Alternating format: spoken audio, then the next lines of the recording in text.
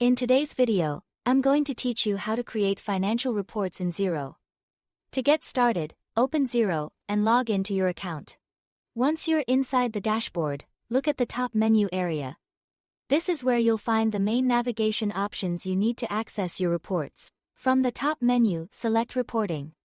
A drop-down menu will appear, and from there, click All Reports. This will take you to the full reports library, where Xero organizes different types of reports into categories, making them easier to find. When the reports page opens, look through the list until you find the Financial Statements section. This is where some of the most commonly used business reports are located. Under that section, click the report you want to generate, such as profit and loss or balance sheet.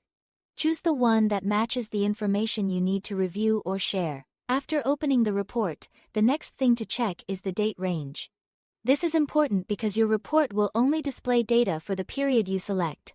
Open the Date Range drop-down menu and choose the option that works best for you. For example, you can select End of this month if you want a current monthly view or last quarter if you need a broader summary. If neither preset option fits what you need, choose Custom Date and manually set your preferred date range. This is especially helpful when preparing reports for a specific project, tax period, or internal review. Once you've selected the correct dates, click Update to refresh the report data. This ensures the report reflects the date range you just chose and shows the most relevant financial information.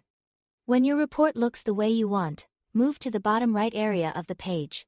Here, you can click Save as if you want to keep the report as a draft for later use, or publish it if you are ready to finalize it.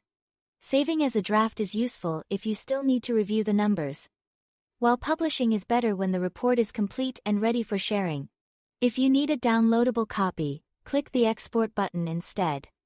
From the drop-down menu, choose the format you want, such as PDF, Excel, or Google Sheets. PDF is great for sharing a clean final version, while Excel and Google Sheets are more useful if you plan to edit, analyze, or customize the data further. That's all to it. Thanks for watching.